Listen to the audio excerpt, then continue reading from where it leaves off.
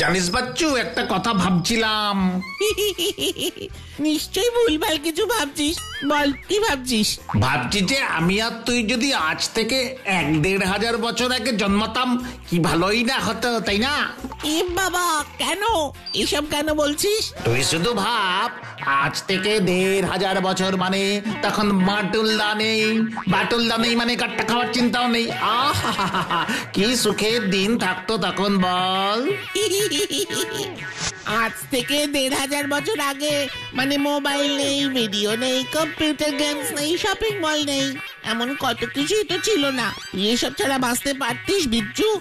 উফ, তুই না শোন, আমি ভেবে দেখেছি সব থেকে ভালো জীবন হলো রাজাদের জীবন। কি আরাম ভাব, যা চাইবে তাই পাবে, যখন যা খেতে চাইবে তখন তাই খেতে পাবে, যখন যেখানে ঘুরতে যেতে চাইবে সেখানেই ঘুরতে যেতে পারবে, এমনকি পরীক্ষার আগে প্রশ্ন চাইলেও পেয়ে যাবে। এই আমি যদি রাজা হতাম, কি ভালোই না হতো। আমি সারাদিন আঙ্গুর খেতাম। সারাদিন আঙ্গুর খাবো? রাজাদের কত অস্ত্র শিক্ষা, যুদ্ধ প্রণালী, তর্কশাস্ত্র শিখতে হয় জানিস? অত সোজা নয়।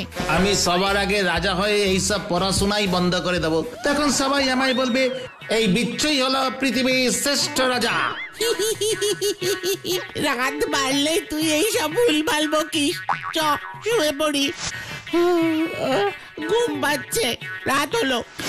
রাজারা যখন শোয় তখনই রাত, যখন ওঠে তখনই সকাল। কি জীবন হতে পারতো রাজা হলে, বল।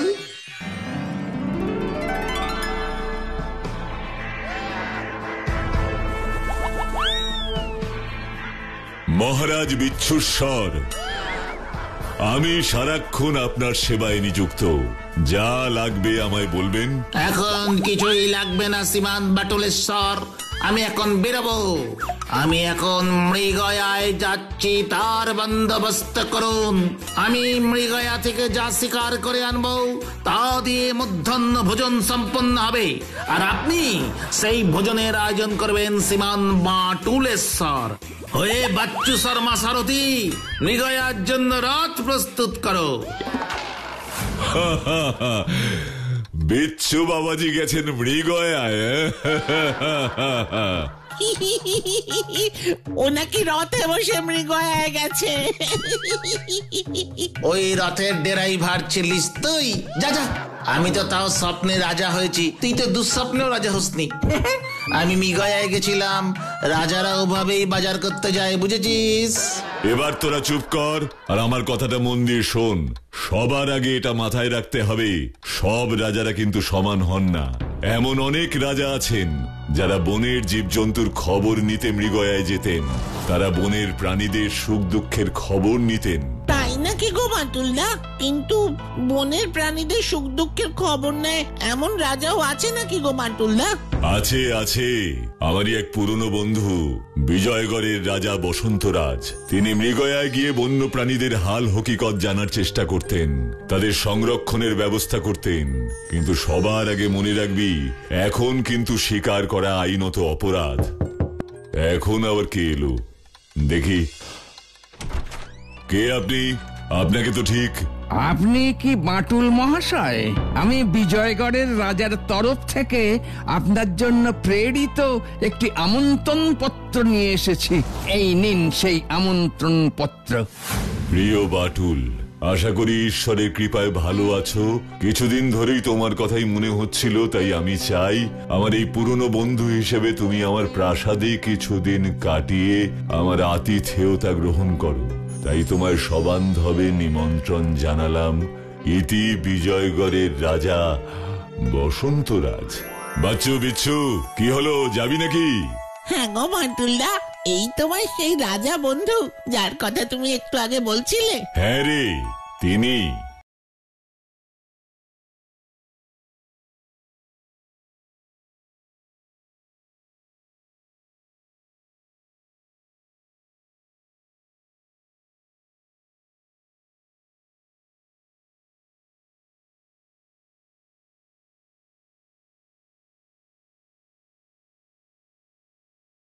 এসো বাটুল, এসো এসো।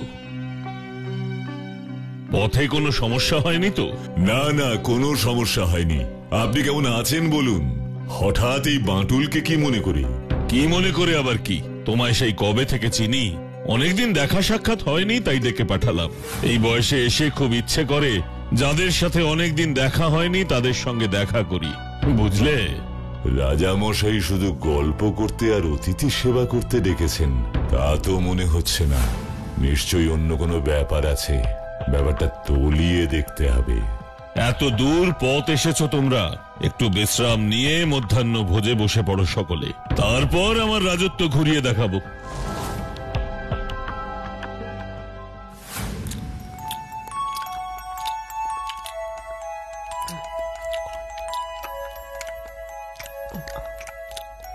ব্যাটুল্লা, রাজামশাইকে বললে কিছু খাবার পার্সেল করে দেবে না?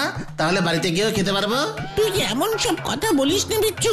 ও, এখানে পার্সেলের সিস্টেম নেই বুঝি? খাবারগুলো খুব সুস্বাদু, তাই না গো বাটুল্লা?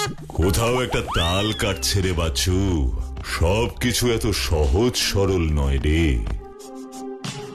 ও কাকু, আরো একটু মাংস দাও তো, একটা লেগ পিস দাও।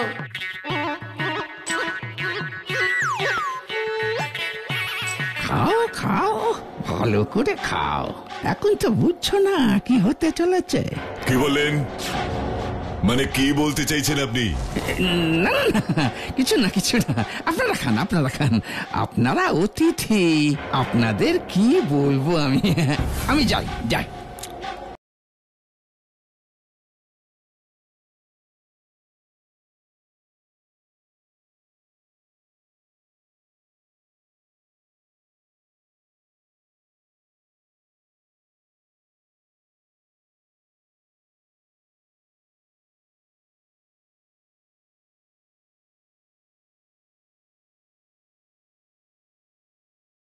দেখা শেষ দেখা কিনা কে জানে, দেখে নাও যত খুশি। কি বললেন আপনি? একটু স্পষ্ট করে বলুন তো। আমি দিনের শেষ দেখা মানে সূর্যাস্ত দেখার কথা বলছিলাম আর কি। আমার একটা জরুরি কাজ মনে পড়ে গেছে, আমি আসি। আমার কেমন সন্দেহ হচ্ছে রে, কিছু একটা আছে। ওরা সেটার ইঙ্গিত দিচ্ছে কিন্তু বলতে পারছে না। আমায় সেটা বার করতেই হবে। তোরাও সাবধানে থাকিস। ঠিক আছে বাটুল্লা। আরে বাঁটুল, তোমার সঙ্গে আর দেখাই হলো না। পাশের রাজ্যের এক রাজার সঙ্গে জরুরি বৈঠকে ব্যস্ত হয়ে পড়েছিলাম। তোমরা বরং আজ এখানেই রাত্রি যাপন করো। কিন্তু আমার আপনার সাথে কিছু জরুরি কথা ছিল। কাল প্রাতরাশের সময় শুনবো। ওহে প্রহরী, এদের তিনজনকে তিনটে ঘর দেখিয়ে দাও। যথা আজ্ঞা মহারাজ। তিনজনকে তিনটে ঘর কেন? আমরা একসাথে এক ঘরেই থাকতে পারি। এটা তোমার শহর নয়, রাজপ্রাসাদ। প্রাসাদে আবার ঘরের অভাব নাকি? এখানে অনেক ঘর। আরে দারুণ ব্যাপার তো, আজ আমি একা রাজার পালঙ্কে শোব। রাজপালঙ্ক, দারুণ দারুণ হবে। শুভরাত্রি বাঁটুল, কাল সকালে দেখা হচ্ছে।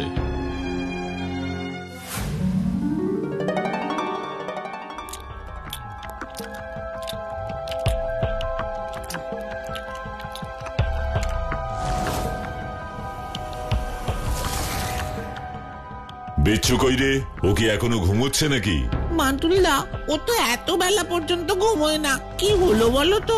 আসলে পালঙ্কে শুলে ভীষণ ভালো ঘুম হয়, তাই হয়তো উঠতে দেরি করছে। যাই, আমি গিয়ে দেখে আসি। তুমি বসো বাঁটুল, আমার প্রহরী তো আছে। প্রহরী, শ্রীমান বিচ্ছুকে প্রাতরাশে আসতে বলো। যথা আজ্ঞা মহারাজ।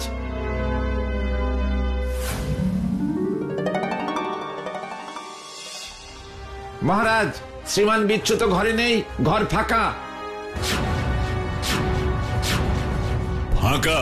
ফাঁকা মানে কি? কি বলতে চাইছো? আরে তাহলে রাজপ্রাসাদের কোথাও না কোথাও আছে, যাও গিয়ে খোঁজ করো। আর সমস্ত প্রহরীকে বলো খোঁজ করতে। যথা আজ্ঞা মহারাজ। তুমি খেয়ে নাও বাঁটুল, শ্রীমান বিচ্ছু চলে আসবে একটু পরে। এই প্রাসাদের মধ্যেই কোথাও হয়তো হারিয়ে গেছে। বিচ্ছুটা দুরন্ত হতে পারে, কিন্তু এমন নয় যে অচেনা জায়গায় এসে হারিয়ে যাবে। বিচ্ছু গেল কোথায়? আমরা রাজপ্রাসাদের সব জায়গায় খুঁজলাম রাজামশাই, কিন্তু কোথাও তো পেলাম না। প্রাসাদের বাইরেও খুঁজেছি কিন্তু কোথাও পেলাম না। তাহলে জলজান্ত ছেলেটা কি হাওয়া হয়ে গেল নাকি? আশেপাশের রাজ্যে খবর দাও, রাজাকে খবর দাও, বলো যে বিচ্ছুর খোঁজ দিতে পারবে তাকে পুরস্কৃত করা হবে। তুমি চিন্তা করো না, আমার অতিথির সব দায়িত্ব এখন আমার। আমি বিচ্ছুকে খুঁজে আনবই। বাটুলদা, বিচ্ছুর কি হলো বলো তো? কি নয় বল, কেন? মানে কেন মানে? রাজামশাই আমাকে এখানে আমন্ত্রণ জানালেন কেন? কেন রাজবাবুর্চি আর রাজকর্মচারীরা এমন সন্দেহজনক কথা বলল, তাও দুবার? কেন কাল 3 জনকে আলাদা ঘরে শোয়ানো হলো আর তারপরেই বিচ্ছু মিসিং? আচ্ছা, তোমার কি মনে হয় রাজামশাই এসব করিয়েছেন? ওখানেই তো খটকা রে বাচ্চু। রাজা বসন্তরাজ এমন লোকই নন, উনি খুবই অমায়িক লোক। প্রজাদের অত্যাচার করেন না, পাশের রাজ্যের সাথেও সুসম্পর্ক, কারোর কোনো অভিযোগ নেই। এমন রাজা এমনটা করবেন এটা আমি বিশ্বাস করতে পারছি না। রাজা এমন মানুষই নন। আমি জানি না বিচ্ছুকে কে লুকিয়ে রেখেছে, কিন্তু যেখান থেকে হোক ওকে নিয়ে এসো। বিচ্ছুকে আমরা ফেরত পাবো তো বাটুলদা? বাটুল বিচ্ছুর কোনো ক্ষতি হতে দেবে না, ওকে আমি উদ্ধার করে আনবই, যেখান থেকেই হোক। রাজামশাই, শুনলাম আপনি আমায় নাকি বিচ্ছুর ব্যাপারে কোনো জরুরি কথা বলবেন বলে ডেকেছেন। বিচ্ছুর কোনো খোঁজ পেলেন? হ্যাঁ, তাই তোমাকে ডেকে পাঠিয়েছি। আমি বিচ্ছুর জন্য গুপ্তচরকেও কাজে লাগিয়েছিলাম। সেই গুপ্তচর আমায় একটা খবর দিয়েছে। কি খবর? কোথায় বিচ্ছু? শোনো তাহলে।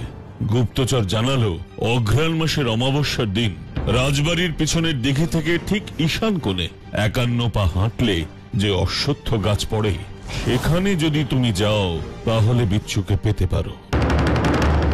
কিন্তু এত জায়গা থাকতে ওখানে কেন? আর ওখানে বিচ্ছুকে রাতে পাবো, এখন পাবো না কেন? কেন? দেখো, গুপ্তচর আমায় এর থেকে বেশি কিছু জানাতে পারেনি।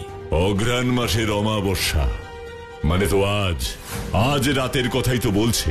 হ্যাঁ, আজ রাতেই যেতে হবে তোমাকে। আমি আমার লোকজনকে বলে রাখছি। না, আমি একা যাব, আমার কাউকে লাগবে না। আমি দেখছি ব্যাপারটা, আমি আজ রাতেই যাব।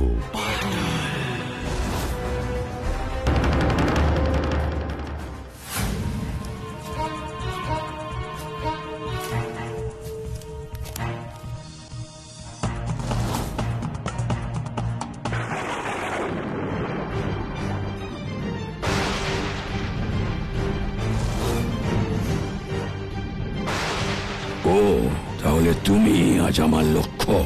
কে আপনি? কে? আমি বল্লভাচার্য, এই বিজয়গড়ের অস্ত্রগুরু। আপনি কি বিচ্ছুকে অপহরণ করে এনেছেন? আমি অপহরণ? তুমি সত্যি জানো না কে এই বল্লভাচার্য? না, কে আপনি? বর্তমান রাজা বসন্তরাজের পিতা ছিল সুমন্তরাজ। আমি ছিলাম তার অস্ত্রগুরু। তাকে ছোট থেকেই আমি অস্ত্র শিক্ষা দিয়েছি। দেখো সুমন্ত, এভাবে তীর ধরলে হবে না। শির দাঁড়া সোজা রেখে, চোখ লক্ষ্য বস্তুতে রেখে, হাত স্থির রেখে তবেই তোমার লক্ষ্য বস্তুতে তীর নিক্ষেপ করতে হবে। নইলে রাজা সুমন্তরাজ ভালো ধনুর্বিদ হবে কিভাবে? লক্ষ্য ভেদ করবে কিভাবে? আমি এই বিজয়গড়ের রাজা সুমন্তরাজ, আমায় আপনি আবার নিয়ম শেখাচ্ছেন? আমি নিজে নিয়ম তৈরি করি। আমি যেখান থেকে খুশি যেমন খুশি তীর চালাবো। আমি যেদিকে তীর ছুড়বো সেটাই হবে আমার লক্ষ্য। এত স্পর্ধা তোমার! নিজের গুরুকে তুমি সম্মান করতে শেখনি। আপনি গুরু হতে পারেন, কিন্তু আমি আপনার থেকে বড় ধনুর্বিদ। আপনি যাই বলবেন তাই ঠিক হবে নাকি? বটে, তাহলে হোক লড়াই তোমার সাথে আমার। আমরা হব একে অপরের প্রতিপক্ষ। তুমি আমার দিকে তীর ছুঁড়বে আর আমি তোমার দিকে তীর ছুড়ব। যে জিততে পারবে এই রাজ্য তার, আর যে হেরে যাবে তাকে এই রাজ্য ছেড়ে চিরকালের মতন চলে যেতে হবে। যা বলছো তুমি ভেবে বলছো তো সুমন্তরাজ? যুদ্ধের শর্ত কিন্তু লঙ্ঘন করা যায় না। রাজারা কোনো কিছুকেই ভয় পায় না। লড়াই শুরু হোক।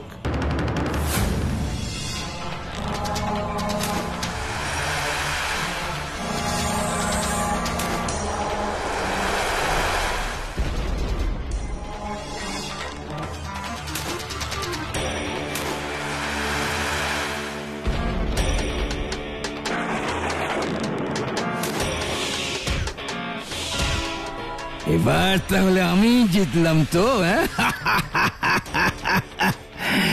তুমি আমার চেয়ে ভালো ধনুর্বেদে নও সুমন্তরাজ।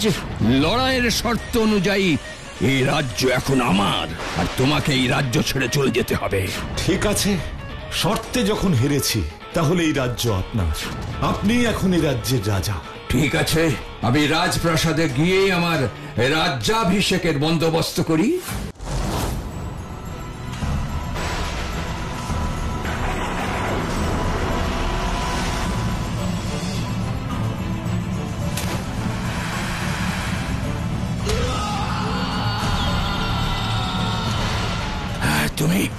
তুমি সততা করেছ, তুমি যুদ্ধের শর্ত পালন করলে না। তোরাজ, তুমি কাপুরুষের মতো আমাকে হত্যা করেছ, তাই আমি তোমাকে অভিশাপ দিয়ে যাচ্ছি। আজ থেকে আগামী 50 বছর ধরে প্রতি বছর অঘ্রাণ মাসের অমাবস্যায় এইখানে এই অশ্বত্থ গাছের নিচে আমি ফিরে আসব। তুমি আমার জন্য লক্ষ্য তৈরি করে রাখবে। আমি সেই লক্ষ্য ভেদ করব।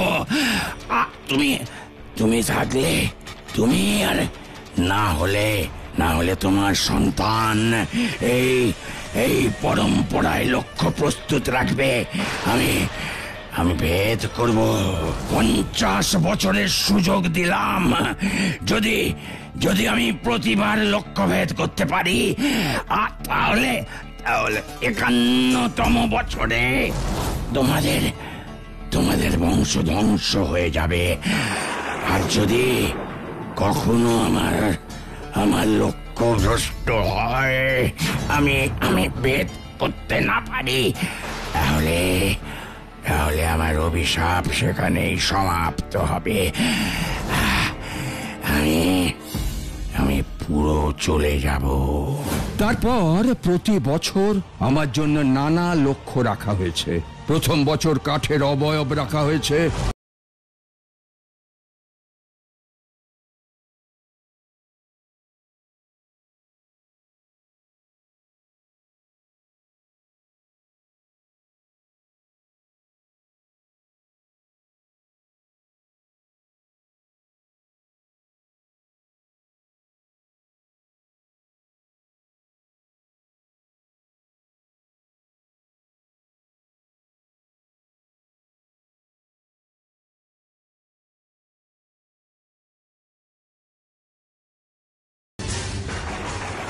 প্রতিবার আমি লক্ষ্য ভেদ করে দিয়েছি। সুমন্ত রাজের ছেলে বসন্ত রাজ এখন রাজা, কিন্তু আজ 51তম বৎসর পূর্ণ হচ্ছে, আর আজ অসত্য গাছের নিচে তুমি দাঁড়িয়েছ, অর্থাৎ তুমি আজ আমার লক্ষ্য। তার মানে বসন্ত রাজ আমায় এখানে দান করাবেন বলে কি বিচ্ছুকে অপহরণ করালেন? তার মানে রাজা মশাই এর সাথে যুক্ত। তুমি যা ভেবেছ সেটাই ঠিক। রাজা বসন্ত রাজই বিচ্ছুকে অপহরণ করিয়েছেন যাতে তুমি এখানে এসে উপস্থিত হয়ে আমার মোকাবিলা করো। এখন তুমি যদি হেরে যাও, তাহলে তুমি কখনো বিচ্ছুকে ফিরে পাবে না, আর রাজার বংশ ধ্বংস হয়ে যাবে। বিচ্ছুকে তো আমি খুঁজে নেবই, কিন্তু তার আগে আপনার মোকাবিলা করি, কারণ আমি চাই রাজার বংশ বাঁচুক।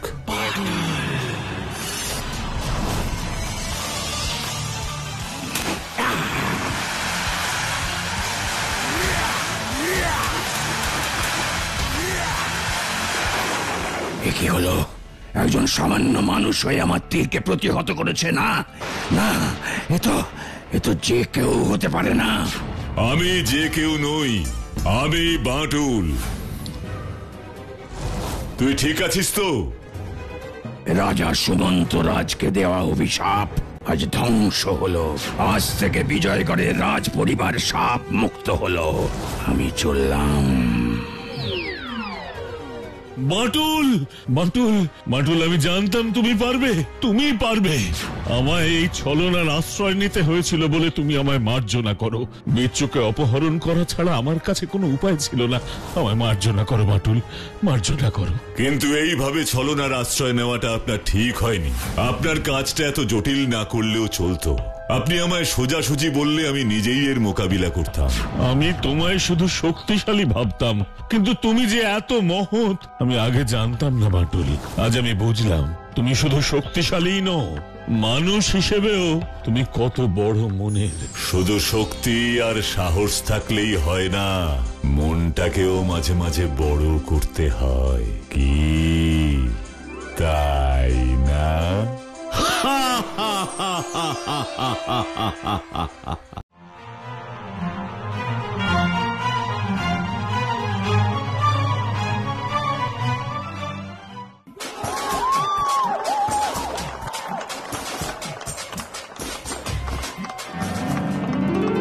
ওরে বিচ্ছু, তুই কি করছিস এসব? ওরে ওঠ ওঠ ওঠ ওঠ, ঘুম থেকে ওঠ, সকাল হয়ে গেছে তো, ওঠ। এই বিচ্ছু, তুই ঘুমের মধ্যে এভাবে হাত পা চলছিলি কেন রে? নিশ্চয়ই কোনো স্বপ্ন দেখেছিস, তাই না? শুধুই স্বপ্ন নয় রে বাচ্চু, আমি যে স্বপ্ন দেখেছি তা আমাকে সত্যিই করতেই হবে। হ্যাঁ, কি উল্টো পাল্টা বলছিস? তাড়াতাড়ি ওঠ, স্কুলে যেতে হবে তো। মানে স্কুল তো আমি আর যাব না বাচ্চু, তুই একাই স্কুলে যা, আমি গিটার শিখবো। যাই এক্ষুনি গিয়ে বাটুল্লাকে বলি, ও বাটুল্লা বাটুল্লা বাটুল্লা গো। বল বিচ্ছু, তুই স্কুল যাবি না কেন? বাটুল্লা বাটুল্লা, এসব স্কুল ফিস্কুল আমার দ্বারা না হবে না। আমি না এখন গিটার শিখবো, গিটার শিখে খুব বড় মানে মিউজিক মিউজিশিয়ান হব, দেশ বিদেশে গিয়ে গিটার বাজাতে পারবো, চারিদিকে আমার ভক্তরা আমাকে ঘিরে ধরবে। আমি আজ থেকে আর স্কুলে যাব না বাটুল্লা। কথায় কথায় স্কুল না যাওয়ার ধান্দা? হ্যাঁ, গিটার শিখবি সে তো ভালো কথা, কিন্তু তার জন্য স্কুল না যাওয়ার তো কোনো সম্পর্ক নেই। যারা গিটার বাজায় তাদেরও তো পড়াশুনো করতে হয়। তার মানে বলতে চাইছো গিটারটা শিখলেও আমাকে স্কুলে যেতে হবে? অবশ্যই যেতে হবে। তাহলে তো ডাবল ডাবল কষ্ট, একে তো গিটার তার উপর স্কুল। না বাবু, আমার আর গিটার শিখে কাজ নেই, এত কষ্ট ফষ্ট আমি করতে পারবো না। ও, তার মানে স্কুল ফাঁকি দেওয়ার জন্য হঠাৎ তোর এই গিটারের ঝোঁক।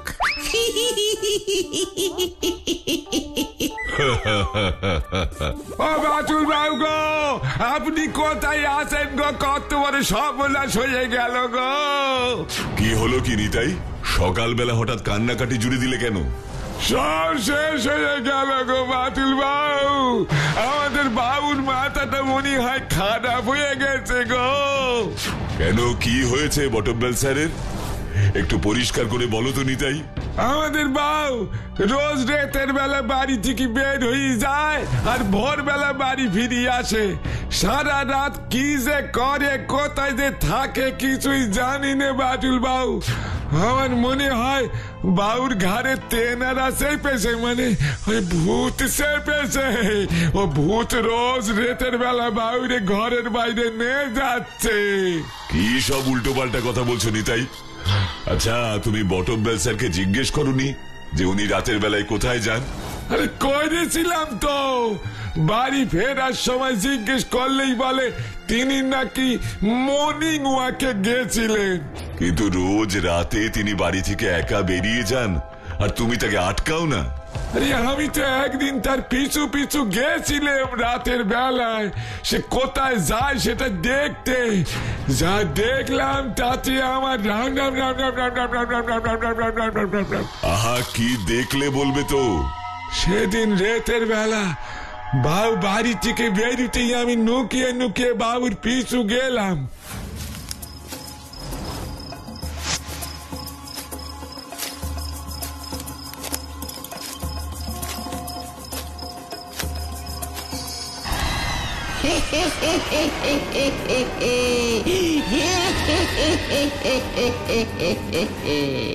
আমি নিজের চোখে দেখেছি বাটুল বাবু, তেনারা গাছ থেকে নেমে আমায় তাড়া করলেন গো। তুমি ঘুমের ঘোরে ভুলভাল দেখেছো নিতাই। ভূত টুত কিছুই হয় না, আর স্যারকেও কোনো ভূতে পায়নি।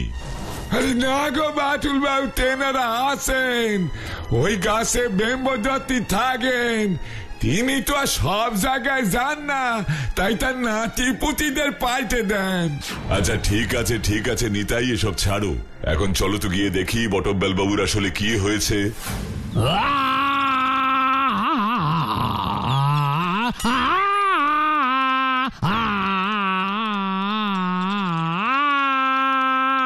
বটব্যাল স্যার, ও বটব্যাল স্যার।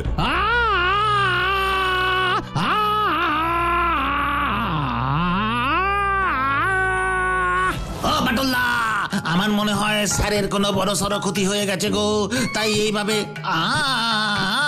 করে কান্না করছে। ওরে বাবা বিচ্ছু, এটা স্যার কাঁদছেন না রে, স্যার গান করছেন। ও হরি, এটা গানের ছিরি। আপনি একটু গানটা থামান, আমরা এসেছি আপনার সাথে কথা বলতে।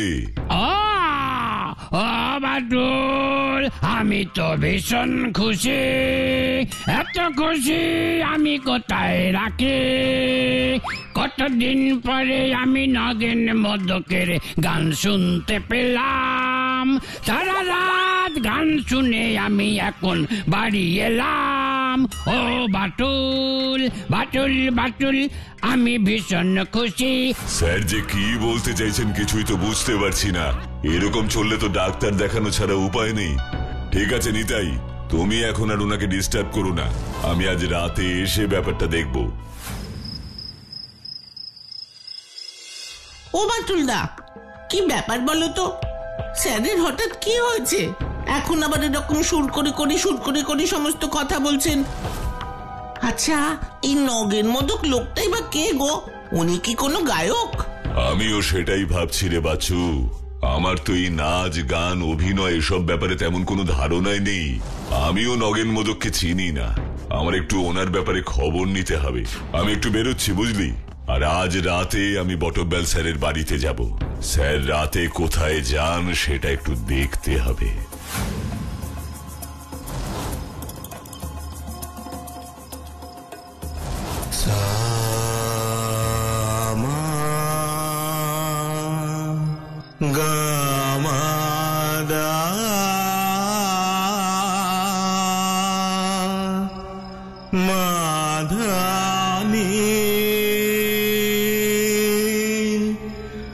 বটব্যাল স্যার, কি ব্যাপার?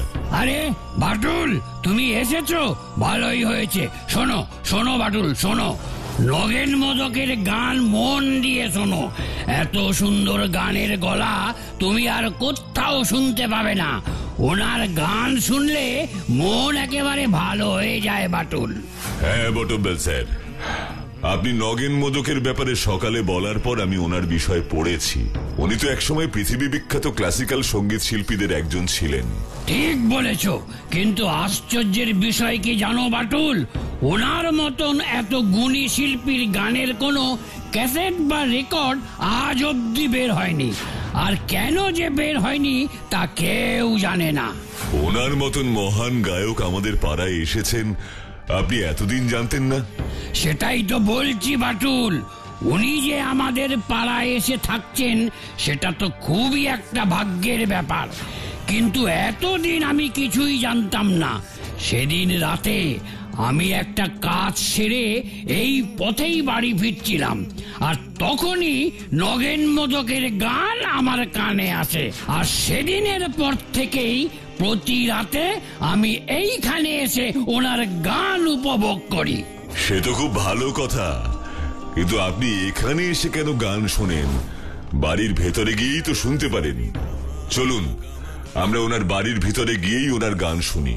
না না না না না বাটুল, না, সেটা হবে না, সেটা হবে না, সেটা সম্ভব নয়, সেটা সম্ভব নয়।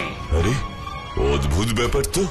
সে তো খুব ভালো কথা, কিন্তু আপনি এখানে এসে কেন গান শোনেন? বাড়ির ভেতরে গিয়েই তো শুনতে পারেন। চলুন আমরা ওনার বাড়ির ভিতরে গিয়েই ওনার গান শুনি। না না না না না বাটুল, না, সেটা হবে না, সেটা হবে না, সেটা সম্ভব নয়, সেটা সম্ভব নয়। আরে অদ্ভুত ব্যাপার তো।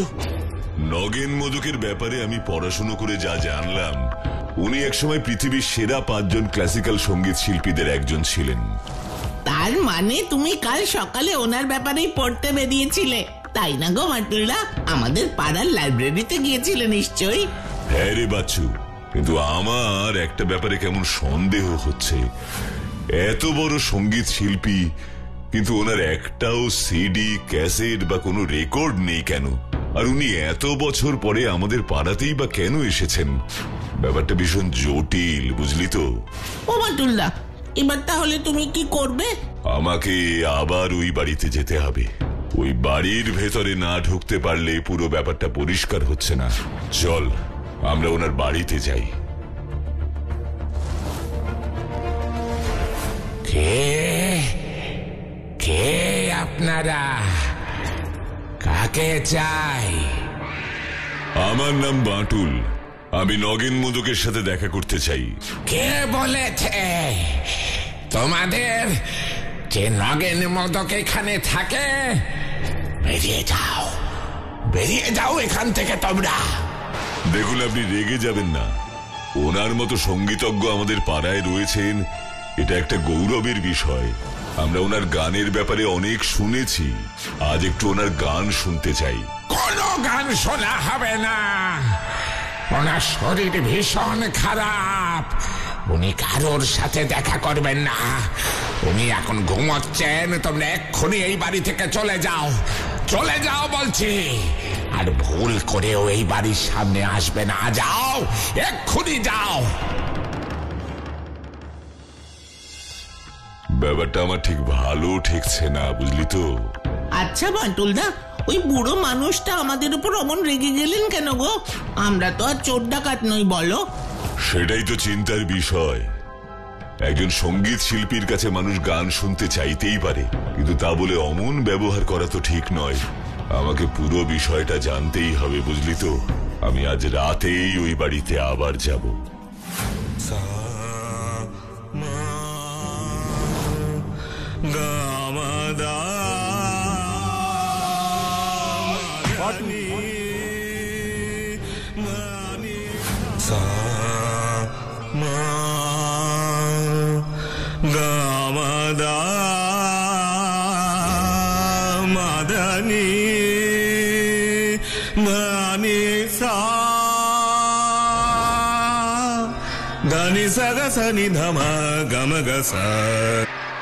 কে কে কে ওখানে?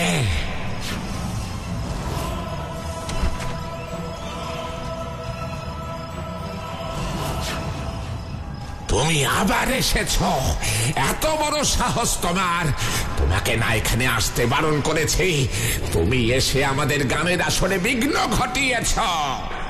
দুঃখিত, আমি আসলে নগেন মোদকের ব্যাপারটা জানতে চাই। কোনো কথা নয়। চোরের মতো তুমি আমার বাড়িতে ঢুকেছ। তুমি জানো আমি তোমাকে পুলিশে দিতে পারি। আমি আমার বাড়িতে বসে গান শুনতেই পারি, সেটা তো কোনো বেআইনি কাজ নয়। কিন্তু তুমি যেটা করেছো সেটা বেআইনি কাজ। বেরিয়ে যাও, এক্ষুনি বেরিয়ে যাও। কি বলছো কি বাটুলদা? হারমোনিয়াম বাজছে, গান হচ্ছে, অথচ কাউকে দেখা যাচ্ছে না। এ তো ভৌতিক কারবার। তার মানে নিতাইদা ঠিকই বলেছিল। রাম রাম রাম রাম রাম রাম রাম রাম রাম রাম রাম রাম রাম রাম রাম। আচ্ছা বাটুলদা, তুমি জোর করে ওই ঘরে কেন ঢুকতে পারলে না? তোমার গায়ে তো খুব জোর। ওই বুড়ো মানুষটাকে ঠেলে ফেলে দিয়ে তুমি ঘরে ঢুকে দেখতে পারলে না যে আসল ব্যাপারটা কি? না না, তা হয় না। একজন লোক তার বাড়িতে বসে গান শুনতেই পারে, সেখানে আমি জোর খাটিয়ে কিছু করতে পারি না। বরং আমার মনে হচ্ছে ওখানে গিয়েই আমি ভুল করেছি। কিন্তু যিনি গান করছেন তাকে তো দেখা যাচ্ছে না, তিনি তো অদৃশ্য। আমি বললে পুলিশ তো সেটা বিশ্বাস করবে না, আমাকে তো সেটা প্রমাণ করতে হবে। তাহলে বাটুলদা, সেটা প্রমাণ করবার উপায়টা কি? উপায় তো একটা বার করতেই হবে। আমাকে আসল বিষয়টা জানতেই হবে। হ্যাঁ, পেয়ে গেছি উপায়। শোন, আমি একটা উপায় পেয়ে গেছি। এ ব্যাপারে আমার তোদের একটু সাহায্য চাই। কি করতে হবে গো বান্টুল্লা আমাদের? আমি যা বলছি মন দিয়ে শোন। বুঝতে পারলি আমি কি বললাম? কিচ্ছু করতে হবে না বাটুল্লা, সব হয়ে যাবে। তাহলে আজ রাতেই অপারেশনে বের হতে হবে, বুঝলি? ও নগেন মোদক মশাই, ও নগেন মোদক মশাই, একটু বাইরে আসুন না। ও নগেন মোদক মশাই, আমরা আপনার গান শুনতে এসেছি, একবার এদিকে আসুন না। আমরা আপনার গান শুনতে এসেছি, আমরা আপনার গান শুনতে এসেছি। ও নগেন মোদক মশাই, একবার এদিকে আসুন। এই বাঁদর ছেলেগুলো, তোরা আবার এসেছিস? তোরা যা এখান থেকে, এক্ষুনি পালা। তোরা আমায় শান্তিতে গান শুনতে দিচ্ছিস না। পালা এখান থেকে, পালা বাঁদর ছেলে সব, যা এখান থেকে।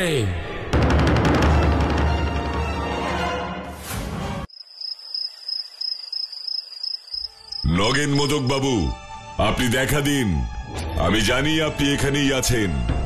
আমি বাঁটুল, আমি আপনাকে কথা দিচ্ছি, আপনার কোনো ভয় নেই।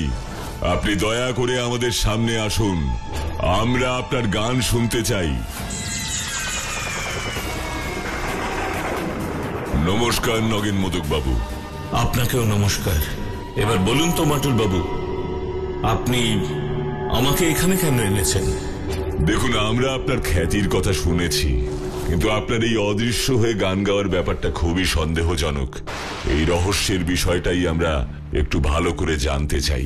এই ঘটনার জন্য দায়ী হচ্ছেন ওই বৃদ্ধ মানুষটি, যাকে আপনারা ওই বাড়িতে দেখেছেন।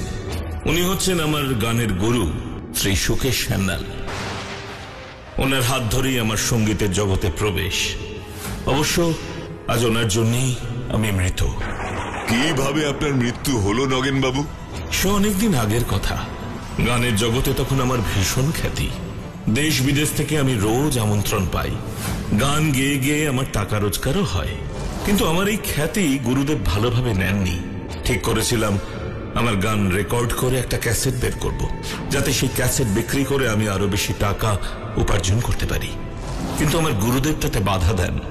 না না না, তুমি কিছুতেই গানের ক্যাসেট বার করতে পারবে না। আমি তোমাকে গান শিখিয়েছি, তোমাকে আমার কথা মানতেই হবে। তুমি কিছুতেই গান বিক্রি করে টাকা রোজগার করবে না।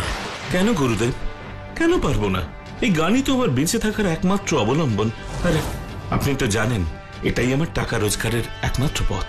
না, তুমি কিছুতেই এই গান বিক্রি করতে পারবে না, এটা আমার আদেশ। তা হয় না গুরুদেব, আমি গানের ক্যাসেট বার করবই। তাই নাকি? তাহলে আমি এমন ব্যবস্থা করব যাতে তুমি আর কখনোই গান গাইতে না পারো। আমার আদেশ না মানলে তার ফল তোমাকে ভোগ করতেই হবে। আর তারপর একদিন গুরুদেব আমাকে একটা জিনিস খেতে দেন। সেটা খাওয়ার পর থেকেই আমি গান গাওয়ার সমস্ত ক্ষমতা হারিয়ে ফেলি।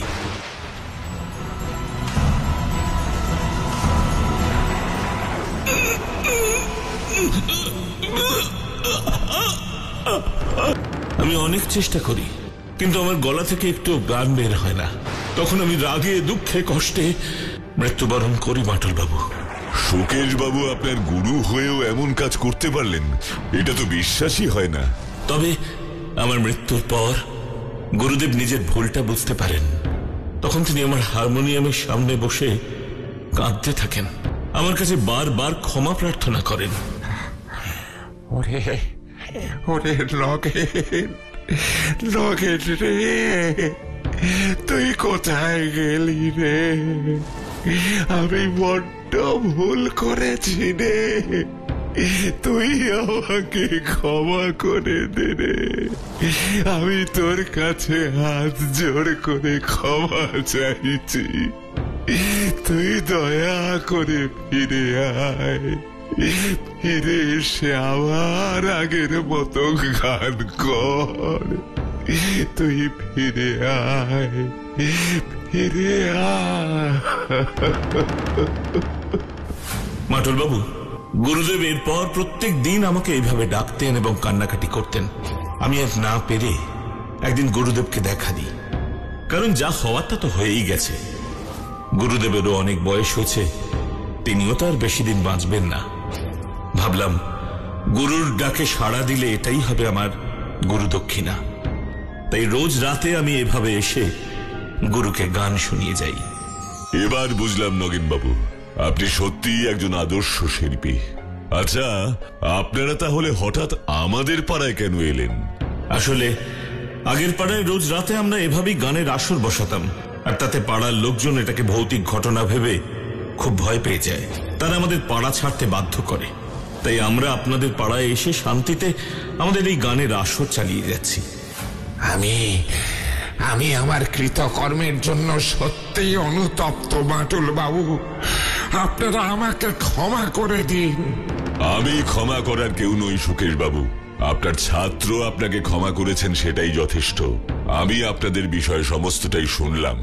আপনি এবার যতদিন খুশি আপনার ছাত্রের গান শুনে যেতে পারেন। আমি থাকতে এই পাড়ায় আপনাকে আর কেউ বিরক্ত করবে না। ধন্যবাদ, ধন্যবাদ বাটুল বাবু, ধন্যবাদ।